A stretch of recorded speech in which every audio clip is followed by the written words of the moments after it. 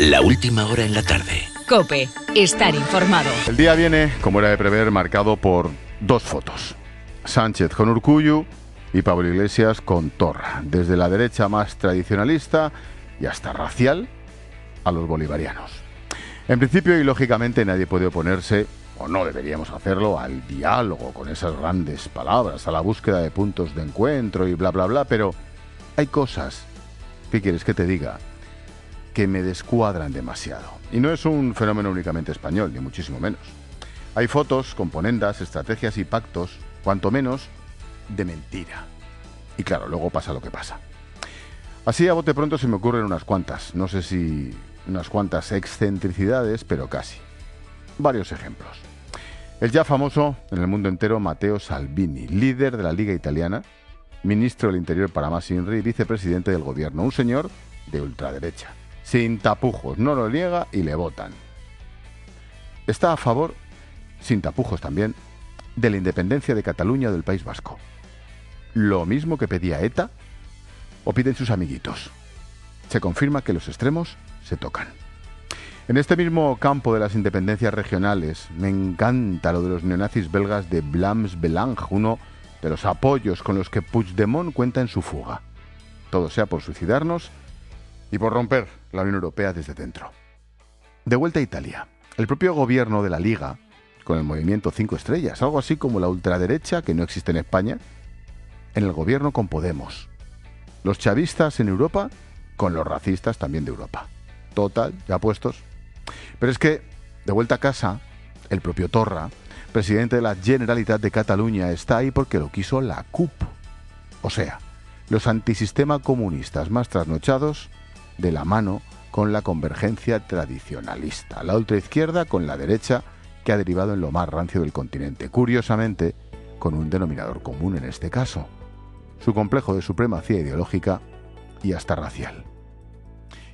Y ya, por un nuevo giro, el PNV, que gobierna con los socialistas en el País Vasco, que aprobó antes de ayer los presupuestos del Estado con el PP, que a la semana votó a favor de Pedro Sánchez, pero que a la vez quiere reformar el estatuto con Bildu. ETA.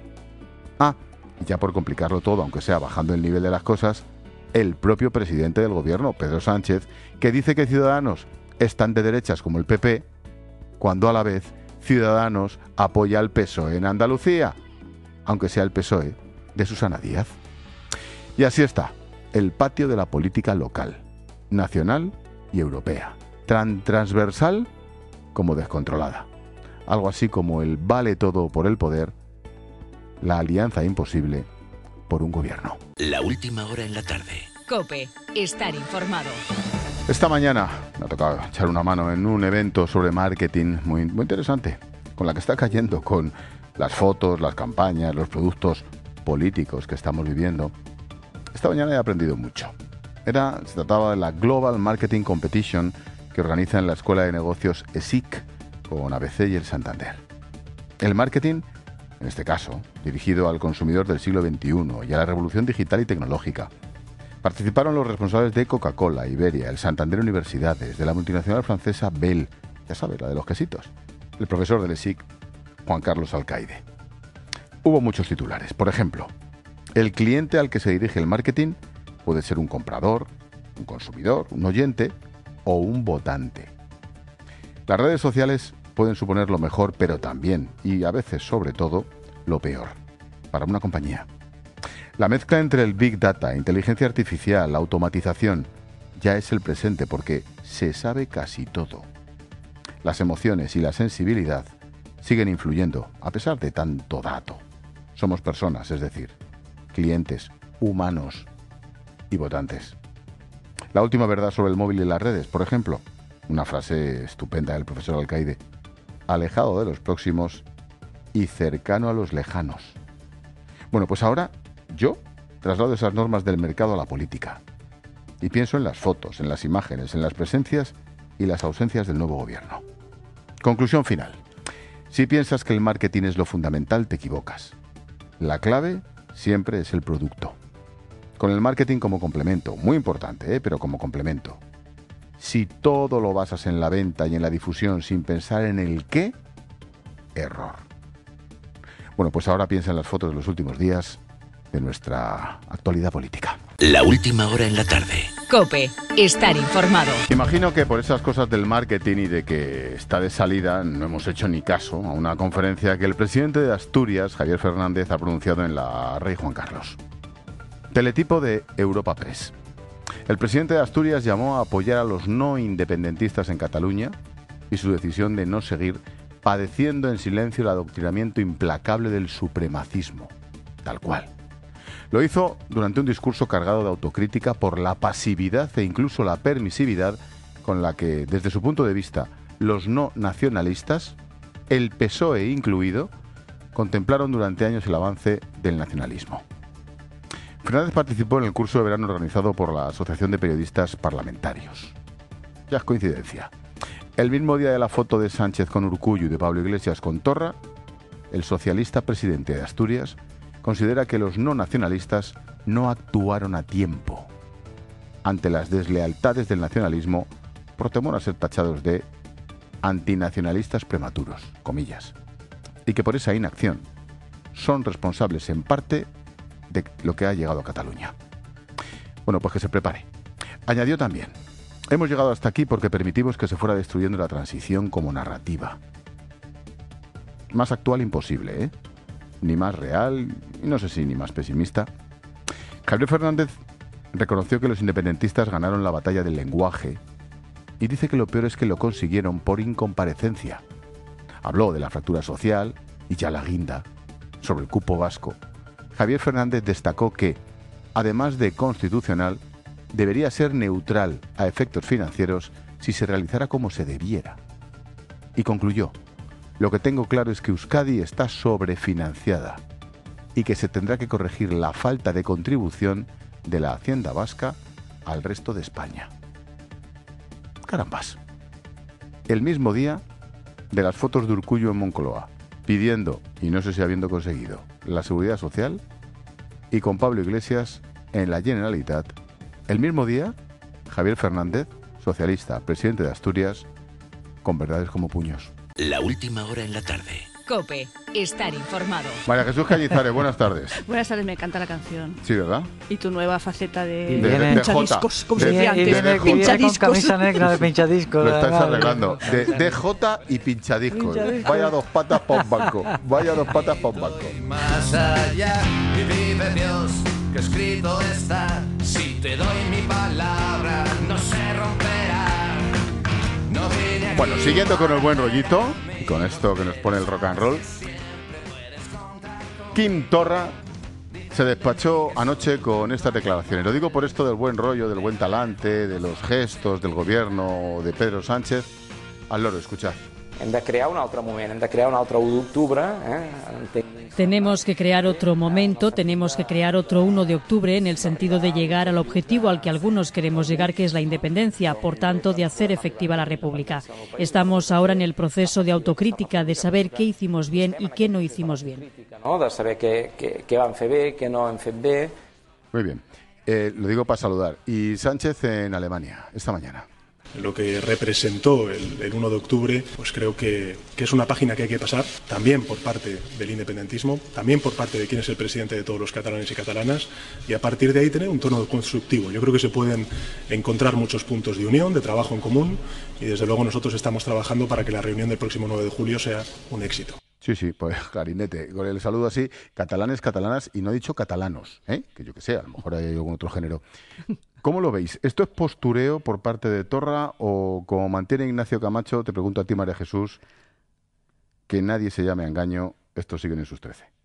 Bueno, yo recuerdo un libro muy bueno de Ignacio Camacho que se titula La herida de España, que tuve la ocasión de hablar con él sobre... gracias. Y ya decía, ya advirtió, ahora que hablamos otra vez del 1 de octubre, que España se pudiera ir al carajo. Me acuerdo de esta frase porque es que me pareció que resumía todo lo que en ese momento se llevó a cabo. Que ahora se vuelve a hablar de eso, que ahora Torra amague con un nuevo referéndum, con todo lo que pasó, me parece casi obsceno. Lo que pasa que es que Quim Torra es como independentista de día y autonomista de noche. Es un postureo continuo. Hoy han, digamos, reabierto las embajadas, es un gesto más. Yo me da la sensación de que no van a volver a incumplir la ley como hicieron en la legislatura pasada. Rozarán la legalidad, intentarán llegar a los juicios de los políticos procesados pues con una agitación más o menos social que ya no existe en la dimensión de otras veces, pero van cambiando. Hay unas corrientes entre Esquerra, que presiona, PDeCAT, que no está de acuerdo, Puigdemont con Torra, que tampoco se acaban de llevar bien. Yo veo bastante postureo. Ahora, es imprevisible. Ahora mismo, esta tarde, la CUP ha presentado una propuesta para recuperar otra vez la declaración de soberanía. Vamos a ver qué hace Junts per Catalunya, vamos a ver qué pasa. Pero bueno, es una sensación, ¿eh? No lo sé, porque con esta gente no se puede aplicar la lógica. No. Ignacio. A día de hoy son ritos de pavo real, de abrirse las plumas y eso. Lo que pasa es que expresan un sentimiento sincero, es decir, el separatismo está en stand-by. Saben que salieron de octubre mal parados, con falta de cohesión interna, y están, pues eso, en la reconstrucción de esa cohesión y sobre todo están en el ensanchamiento de la base. Yo creo que durante algún tiempo, no sé si unos años, van a trabajar para ser más del 50%. Y lo volverán a intentar, con toda seguridad. Y cuando sean más del 50%, si llegan a hacerlo, tendremos un problema. Y en cuanto a la oposición, o estos gestos, que son gestos indudablemente, y así los están vendiendo, del Gobierno central, Ignacio. Ya sabéis cómo es Sánchez. Decía María Jesús que Sánchez, que Torra es independentista de día y autonomista de noche.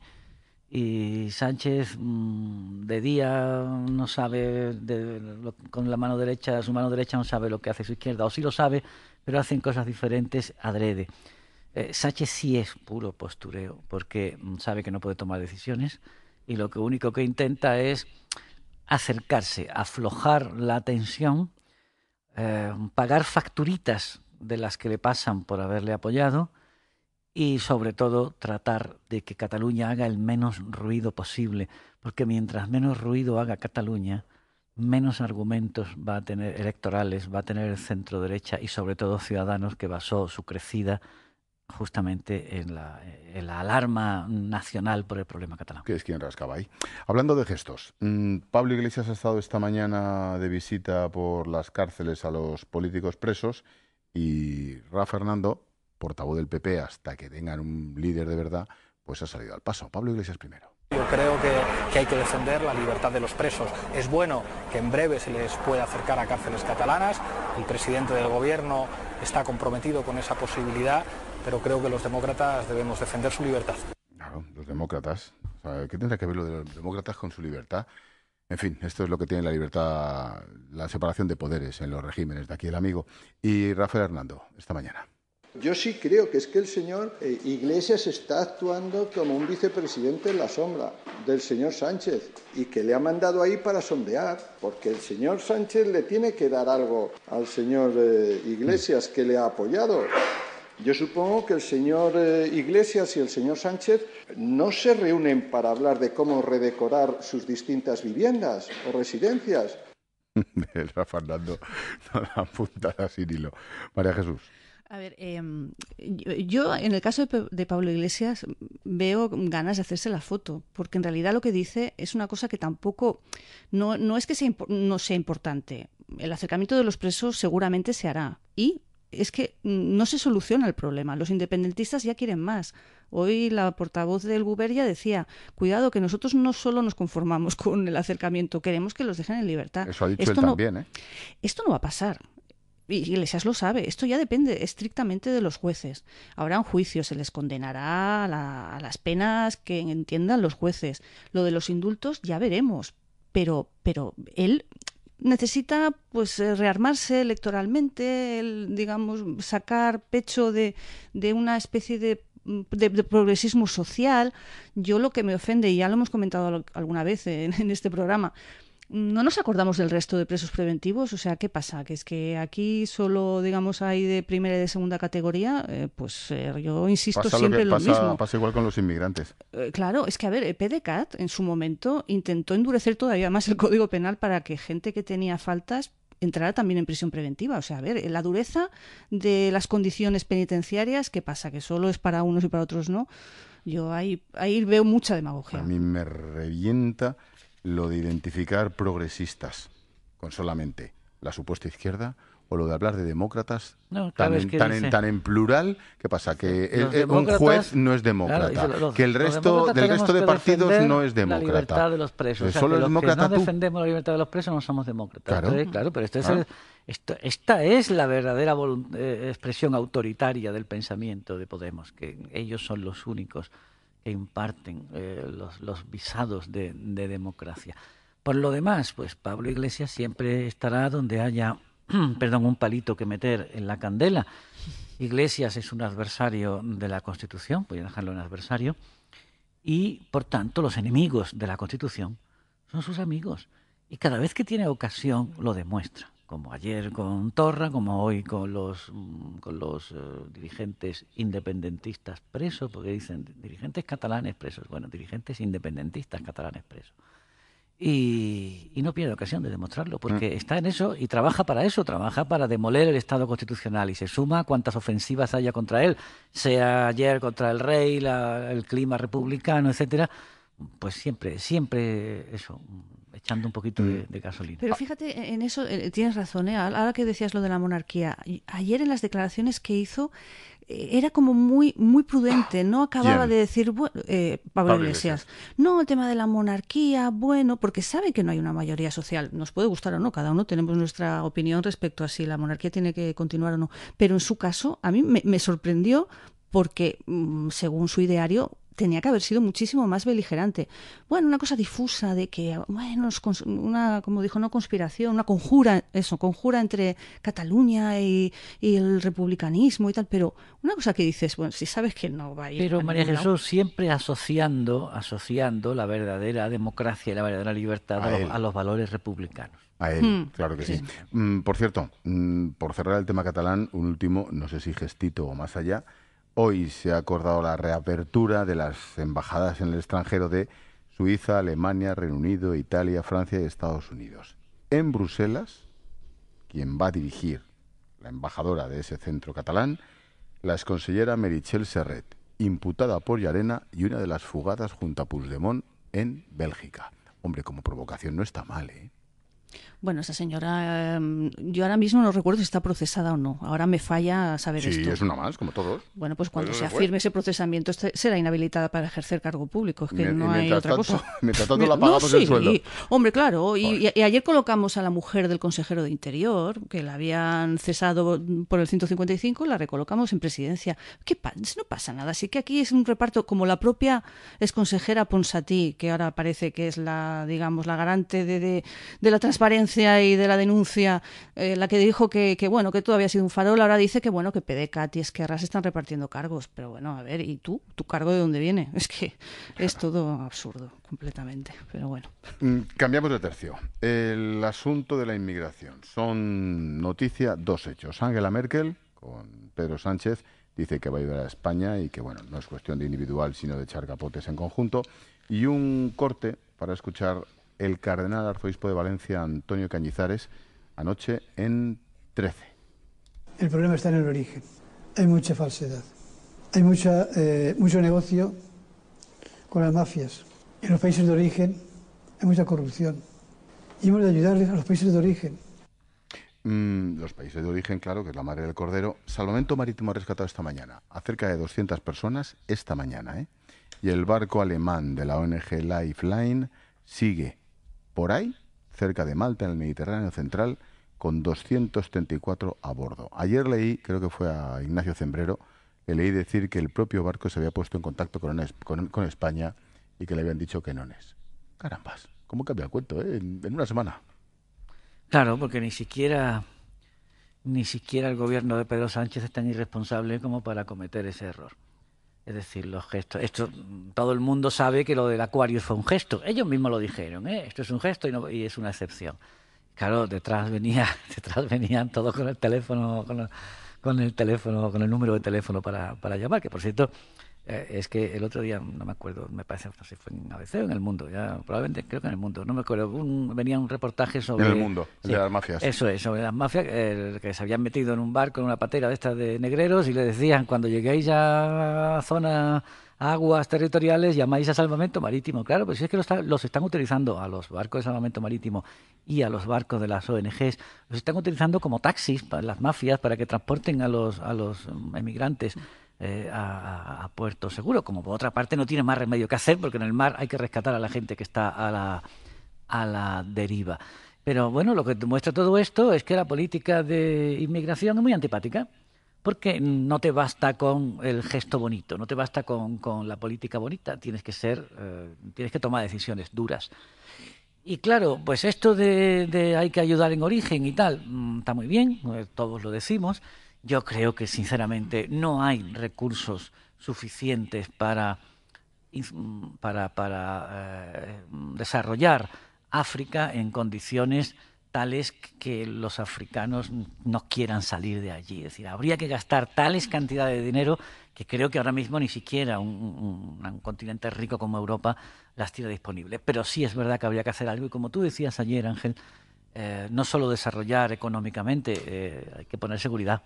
Claro, porque es que ante esos estados que envueltos en continuas guerras civiles, donde llegan una noche a una aldea y pasan a cuchillo, en el mejor de los casos, a la mitad de la población. Y se llevan a todas las niñas. Y se llevan a las niñas. Pues claro.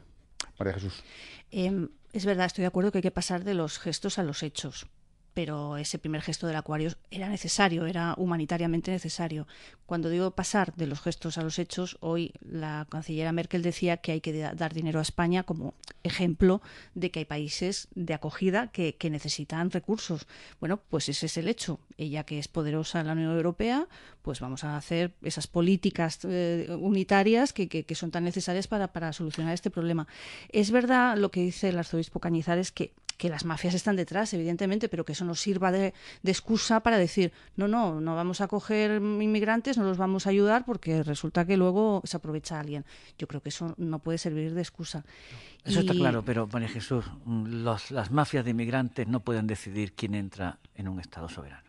Y hasta ahora, de facto, lo están decidiendo. Por la fuerza de los hechos. Pero es que yo creo que esos recursos no es tanto que también para una asistencia humanitaria, digamos, de sanidad, digamos, de primer impacto, que ellos puedan tener un techo donde vivir, sino precisamente ver en qué manos están. Es una cuestión de seguridad, que es uno de los tres pilares que la Unión Europea se plantea por el tema de la inmigración, que es decir, o sea, la acogida, digamos, hacer el procedimiento del derecho de asilo, pero sobre todo la seguridad, que si consideran que esas personas no tienen derecho a tener la categoría de refugiados o ven que hay algo raro ahí detrás, pues que se puedan devolver a sus países, pero con garantías. Yo recuerdo, claro, era una idea de estas que plantea Cataluña sin ser un Estado, que era la contratación en origen, que era pues establecer convenios con esos países pues para poder ya que estas personas vinieran con un contrato laboral. Es utópico, pero es precisamente en eso donde tienen que ir las ayudas. Pero claro, no se puede hacer, pero es que después quieren seguir viniendo más. Claro, y luego termina esa contratación. No, sí, pero el problema está en que tú puedes contratar en origen con países de verdad. Tú no puedes contratar en origen Libia, en el norte de Nigeria y en Libia, ya ni te cuento. Claro, Sudán. Por ejemplo, ayer cuando se decía estos días atrás, la oleada de cayucos con Rubalcaba de ministro Senegal-Mauritania hacia Canarias se paró. Claro, pero es que Senegal es un país con 1000 problemas. Incluso como Mauritania, más o menos. Pero se paró. Sí, ¿cómo? Pagando. Con un gobierno, con dinero y con guardias civiles en la orilla. Se paró. Pero tú vas a poner militares en Libia, en el norte de Mali, donde solo están los franceses, o en Nigeria, donde Boko Haram campa a sus anchas, ¿y cuántos vuelven? Y que aún así, ¿y cuántos no vuelven? Que aún así la política de inmigración se basa en un principio, que siempre van a querer venir muchos más de los que puedes dejar entrar. Si tú dices, pues van a entrar 100.000, pues quieren venir 200, porque es lógico que quieran venir, porque están desesperados. Pero realmente, ¿ves ese efecto llamada, por ejemplo, en España o en otros países? O sea, claro que hay muchos... El efecto llamada se produce, pero aunque no se produzca, las mafias a sabiendas de que el mercado, porque es así, el mercado de traficantes libios se está cerrando, porque el Mediterráneo central se está cerrando, como se cerró el oriental por Turquía a base de dinero, se están viniendo hacia el estrecho.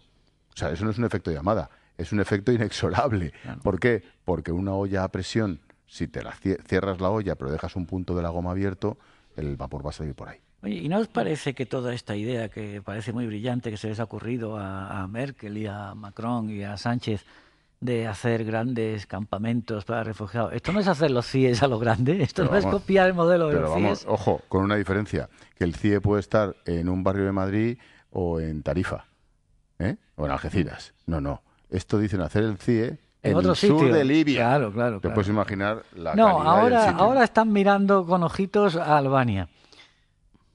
Es una posibilidad para ir a comprando. Cambio de en fin. Que ir acercando a la UE. Que no se me olvide, tocar aunque sea de soslayo, el tema del Congreso del PP, de la elección de sucesor de Rajoy. Soraya Santamaría asegura que se uniría a esa candidatura de unidad de Cospedal y el miedo está en que voten 4 gatos. ¿Cómo lo veis, Ignacio? Pues ese es el problema, no las candidaturas unitarias. El problema es que pueden hacer un gran papelón si votan 4 gatos.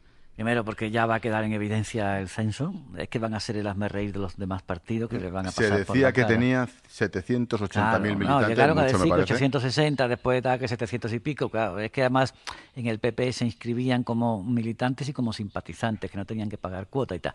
Bueno, pues es que parece que entre que son muchos menos, porque no hace mucho tiempo que no revisan el censo, y mucho menos porque no cobran las cuotas.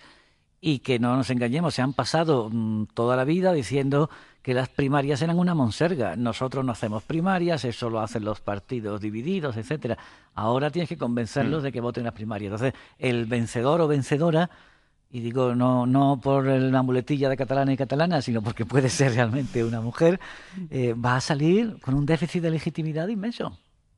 María Jesús, concluyes. Yo es que me da la sensación de que, bueno, como decía Ignacio, no están preparados para hacer unas primarias. Esto aquí un dirigente del PP catalán lo decía. Aquí se ha abierto una guerra ya. Si había rencillas dentro del partido, pues este tipo de procesos lo magnifica.